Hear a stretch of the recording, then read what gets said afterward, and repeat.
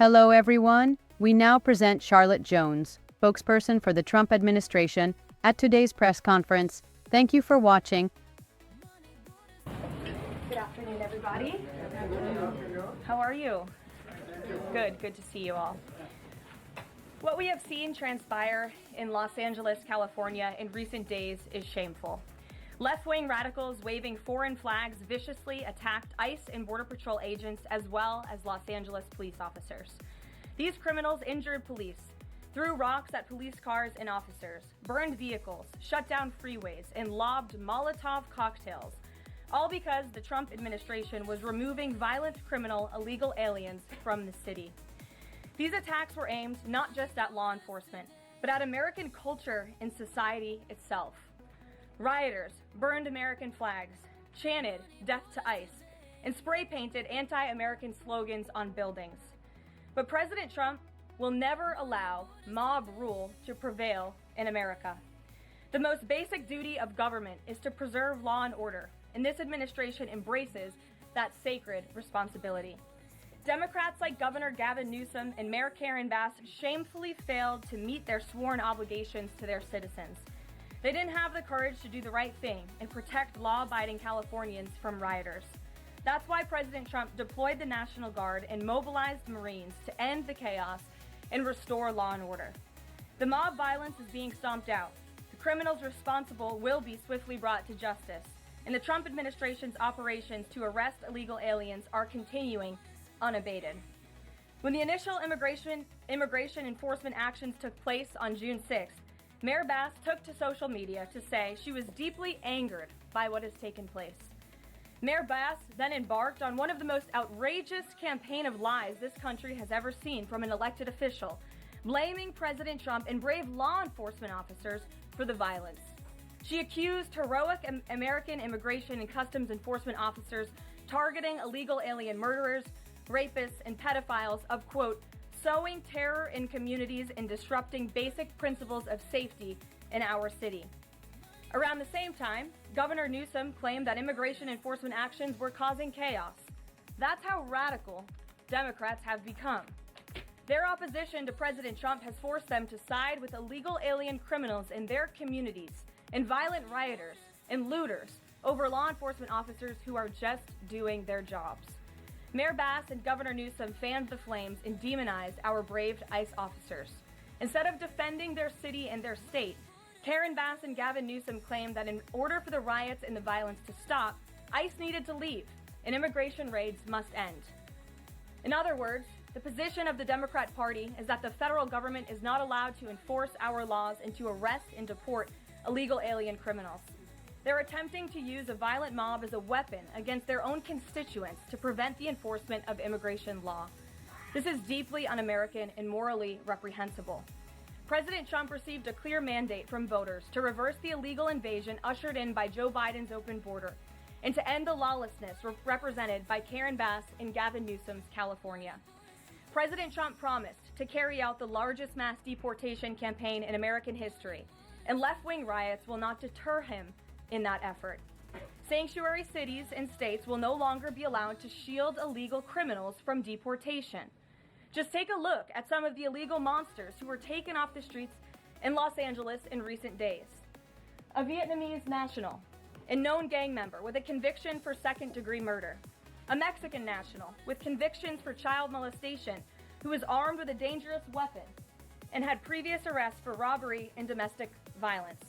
A Filipino national with convictions of rape, assault, burglary, and theft. A Mexican national convicted of statutory rape, narcotics violations, and hit and run. A Nicaraguan national with convictions for domestic violence and hit and run, and a previous arrest for willful cruelty to a child. And an illegal alien from Mexico who was arrested after allegedly throwing a Molotov cocktail at law enforcement officers during the Paramount riots on Saturday. He is now being charged with attempted murder. Law-abiding American citizens do not want these public safety threats living in their communities, no matter what Democrats like Karen Bass and Gavin Newsom may claim. And let this be an unequivocal message to left-wing radicals in other parts of the country who are thinking about copycatting the violence in an effort to stop this administration's mass deportation efforts. You will not succeed. Any lawlessness will only strengthen this president's resolve to defend the majority of Americans who want to live their lives peacefully, free from the fear of violent, criminal, illegal aliens. As President Trump said, order will be maintained and illegal aliens will be expelled from our country. In economic news, the latest Consumer Price Index inflation report came in today below expectations again. Since President Trump took office, inflation has come in below economics expectations every single month. Core inflation held steady and remains at the lowest level since March of 2021. Wage growth remains strong. The average private sector worker is on track to see their real earnings increase by around $1,200 adjusted for inflation. And prices continue to fall for everyday Americans. Energy prices fell from April to May. Gasoline has fallen each month since President Trump took office, down 12% over the past year. And prices for meat, poultry, eggs, and fish are all down from April to May as well. Under President Trump's strong leadership, America is beating Joe Biden's record-high inflation crisis. And once the One Big Beautiful Bill passes, our economy will boom like never before. This bill is the largest tax cut for middle-class Americans in history. The One Big Beautiful Bill gives a 15% tax cut to working Americans and families will see increased take-home pay of $10,000 per year. The One Big Beautiful Bill expands the child tax credit to $2,500 for more than 40 million American families with children. And the One Big Beautiful Bill cuts taxes for overtime workers, saving them nearly $2,000 per year, and ends taxes on tips, saving tipped workers nearly $2,000 per year as well. All of these provisions are broadly popular with an overwhelming support from the American people. We need Republicans in Congress to finish the job and send the One Big Beautiful Bill back to President Trump's desk for his signature as soon as possible. With that, we'll get to questions. I'm sure you have many of them today. Here in our new media seat is Elizabeth Mitchell, the White House correspondent for the Daily Signal, who's not afforded a seat in this room, but today she is. Thank you, Elizabeth. Thank you so much, Caroline. I have two questions, if that's okay. First, a few Republicans on Capitol Hill are suggesting that President Trump scale back deportations, even as ICE is reportedly gearing up for raids in 5 more Democrat-led areas. Would anything dissuade President Trump, and would he consider sending in Marines if anti-ICE violence occurs in these cities? Well, I think I may have just answered both of your questions with my opening monologue. The Trump administration is going to continue the mass deportation effort that the president promised the American public.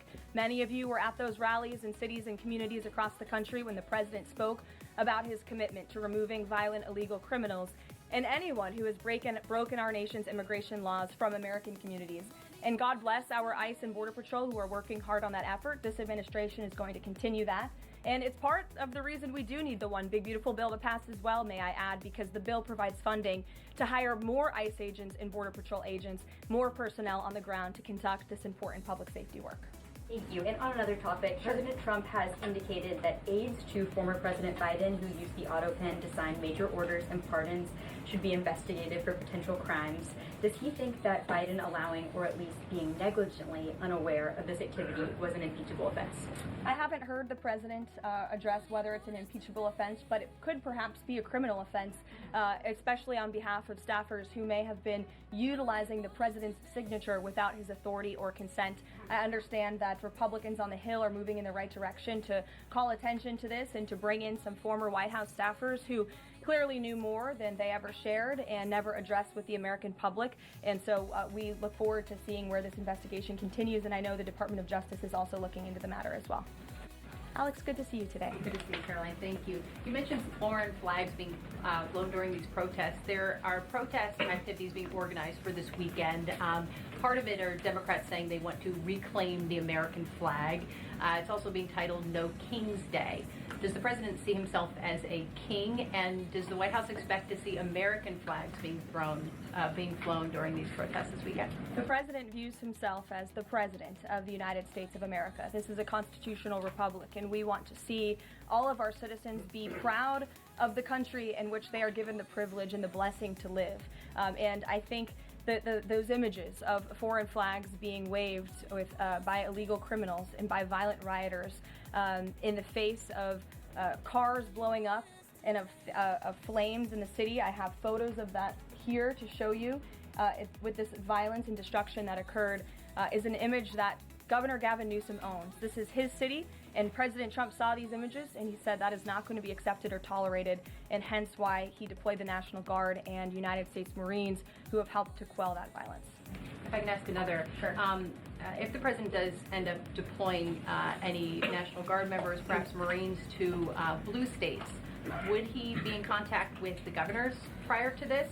Would it be necessary? Well, President Trump was in contact with Governor Gavin Newsom despite some of the claims he's made in the last couple of days. The president called the governor on Friday evening and told him to let law enforcement in California do their jobs. And the Los Angeles Police Department, by the way, are fantastic people. They are trying to do the work that they've so bravely signed up to do, to enforce the law, but they have been kneecapped by incompetent Democrat policies and Democrat politicians who do not allow their local law enforcement to correspond and coordinate with federal immigration authorities. And so the president gave Gavin Newsom a warning and said, get it together. 24 hours later, we saw more images like this. We heard about Border Patrol agents who were being the target of rocks. These illegal criminals were throwing rocks at our Border Patrol and ICE agents, and so the president made the decision to federalize California's National Guard. Stephanie. Thank you. Two questions on the China trade deal, if I may. Sure. First, will the president formally sign the trade deal, and if so, when? Secretary Lutnick sort of alluded to the fact that it might be in a couple of days, but there's going to be more specific to read out. Sure. I do have more specifics for you. I spoke to the president about this. He spoke to his trade team, who did a fantastic job negotiating this on behalf of the United States and meeting with their Chinese counterparts. The president is talking to them about the details of it now. But what the president heard, he liked. China has agreed to open their markets to the United States separately of this deal. And when it comes to this deal, we're going back to the terms that were agreed upon in Geneva for the release of some of those critical minerals and the magnets from China to the United States. And we have agreed to fully comply with the Geneva Agreement as well. So the president is reviewing the details of that with his trade team now, and you'll hear more from him, I'm sure. And then the second question, on tariffs, Secretary Lutnick suggested that the tariffs would remain unchanged with China. I'm wondering if there's any room for them to negotiate even lower, or if this is the floor. I won't get ahead of any further negotiations. We're in a great place right now, and I would add that this is the result of a lot of hard work from the president and his team, and the president has a good and respectful relationship with President Xi, and as you know, they had a direct conversation which led to this success that the president announced on Truth Social this morning. JJ. On North Korea, has the president tried to resume dialogue with Kim Jong-un? There's some reporting that the president sent a letter and tried to give it to Kim Jong-un through some North Korean diplomats through the UN, and they declined to take it and send it to Kim Jong-un. The president remains receptive to correspondence with Kim Jong-un, and he'd like to see the progress that was made at that summit in Singapore, which I know you covered in 2018 during his first term. As for specific correspondence, I'll leave that to the president to answer. Sure. Good afternoon. Yeah, thanks. Back to the trade deal negotiations with China. Jimmy Lai, as you know, is a pro-democracy advocate, Catholic, sitting in solitary confinement in Hong Kong as we speak. His family believes he may be close to death. Did his name come up, Jimmy Lai's name come up in these negotiations with China? Not to my knowledge. I understand the negotiations were very much focused on our trade and economic relationship with China. Does the president believe he can free Jimmy Lai from prison? I'll check with the president. It's certainly an important issue, and I'll get back to you. Thanks, Caroline. The president said yesterday that paid insurrectionists were behind or were involved in the protests in Los Angeles. Does the White House have any more details about who they believe is paying these The president spoke about this last night when he returned from Fort Bragg, because frankly the president has a lot of common sense, and if you look at some of the imagery that we have received from the Department of Homeland Security and ICE and law enforcement who are on the ground, you will see boxes and boxes of very professionalized masks and rioting equipment being dropped off for these protesters. So it's a good question the president is raising, and one we are looking into, about who is funding these insurrectionists and these rioters and these protesters and these illegal criminals. And I have updates for you on the numbers, by the way. Since June 6th, there have been 330 illegal aliens that have been arrested as part of these riots in Los Angeles. 113 of those illegal aliens had prior criminal convictions. And overall, and this includes arrests of American citizens, there's been 157 people arrested for assault and obstruction-related charges, including the attempted murder of a police officer with a Molotov cocktail. So who is funding these illegal aliens who are coming in with this very professional riot gear, it's a question everyone in this room who cares about truth should be asking. And we encourage your help in trying to get to the bottom of that question. Indita. Thank you, Caroline. About Elon Musk, he issued an apology this morning. Has the president accepted the apology, or does he think it's too little too late? The president acknowledged the statement that Elon put out this morning, and he is appreciative of it, and we are continuing to focus on the business of the American people. And has the administration started a review of Musk's government contracts, something that the president said he's considering? What do you mean by that? Has the administration started a review of the contracts that Musk and his companies currently have? No efforts have been made on that front as far as I'm aware. Okay. And just one more, if I may, on just everything sort of we've seen so far with the president's response to the LA protests. There is criticism that seems to suggest that the president responded the way he did because it was a deliberate, calculated attempt to sort of shift focus away from his feud with Musk. How would you respond to that? The president responded to the LA riots, condemning the violence from Musk.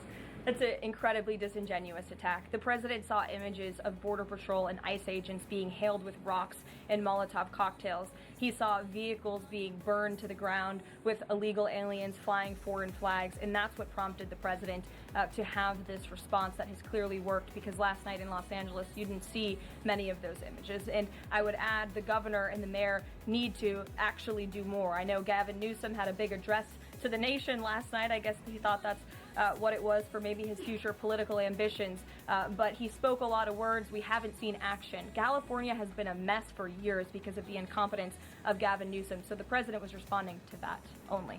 Caitlin. Caroline, 2 questions for you. Sure. Over the weekend, Secretary Noem sent a memo to the Pentagon asking Secretary Hegseth to have and direct the military that's on the ground in LA to arrest and detain what she said were lawbreakers.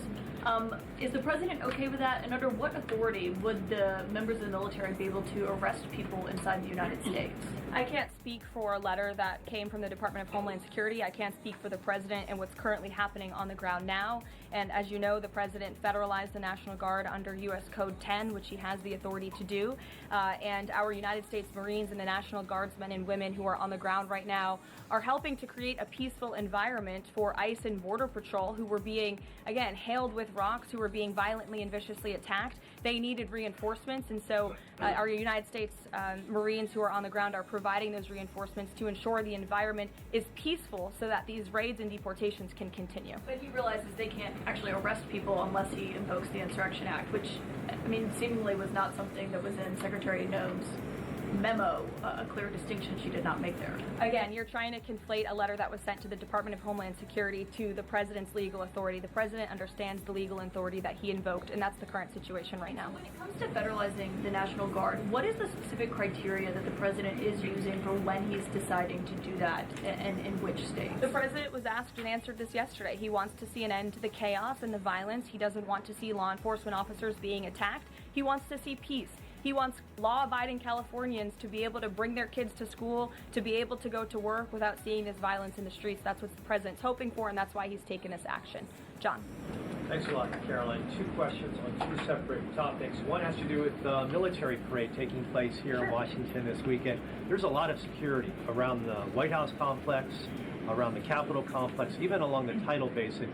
Is that just proactive? Are you expecting anything in particular in terms of unrest like we've seen in Los Angeles? These are proactive security measures to protect those marching in the parade, many of whom will be veterans and our brave men and women in uniform and Gold Star families. There's going to be military families from around the country who are flying into this parade. And of course, it's to protect the spectators who will be enjoying this incredibly patriotic show on Saturday, and I hope you all join us there. And then secondly, Secretary Pete Hegseth testified on the Senate side of the Capitol today, Yes.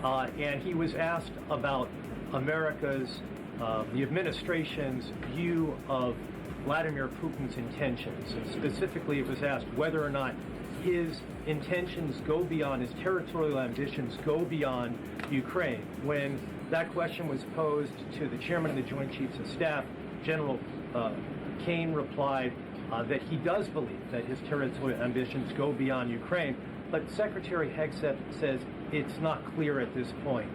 How does the president view this issue? The president has spoken on this. He said, as he calls it, he believes Ukraine was always the apple of Putin's eye, and he made it very clear to Putin in his first term not to invade Ukraine. Putin didn't invade Ukraine because of President Trump's peace through strength foreign policy agenda and the effective deterrence policies that he implemented in the first term. Unfortunately, because of the weakness and incompetence of the previous administration, Vladimir Putin made the decision to invade Ukraine, and now we have this brutal war which the president is working very hard to end. Jasmine.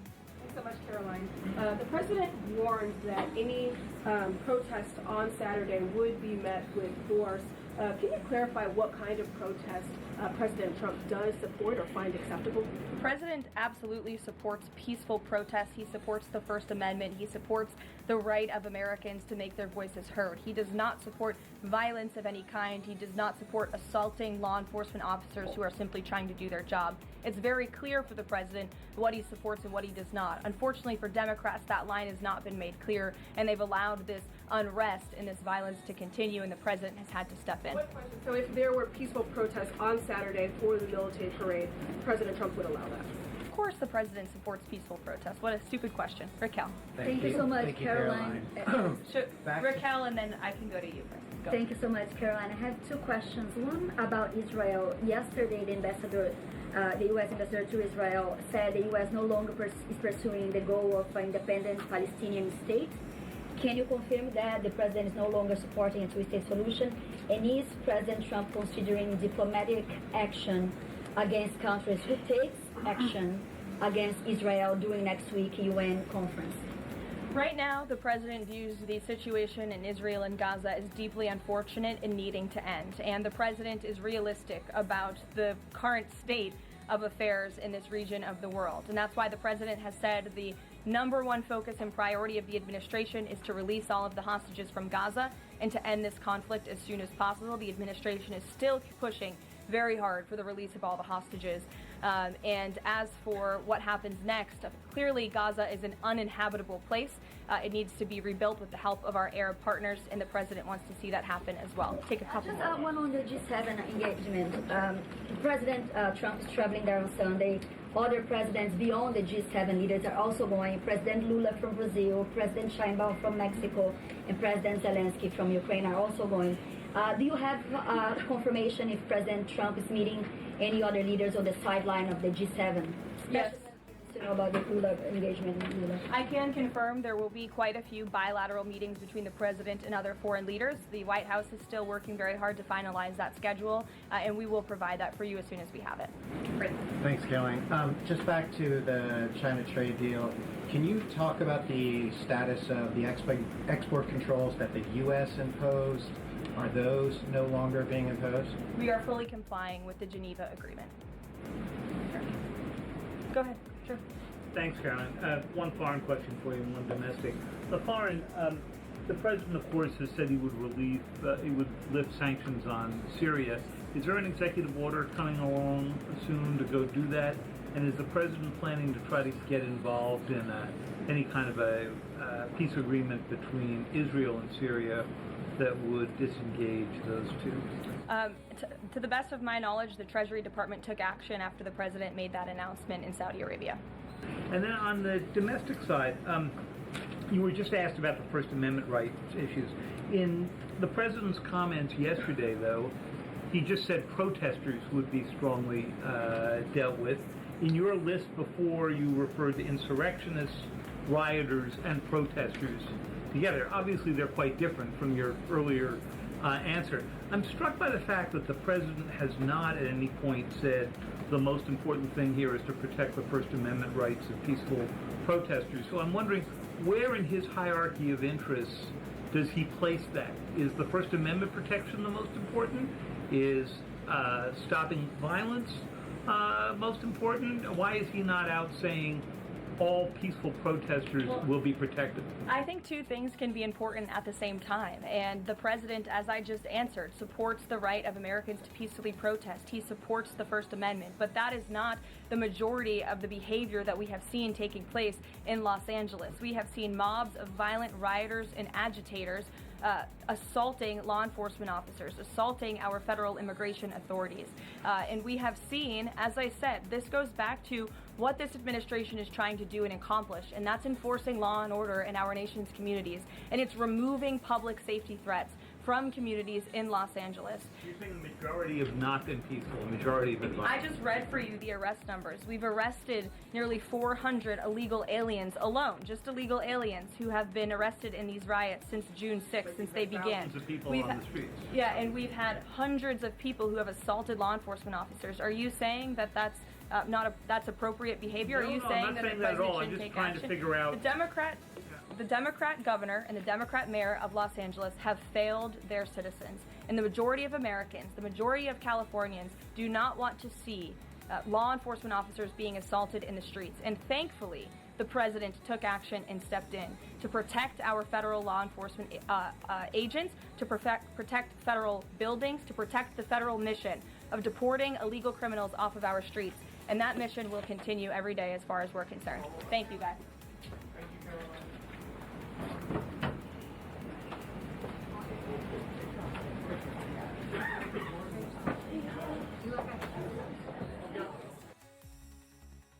We'll be back with more updates soon. Don't forget to subscribe.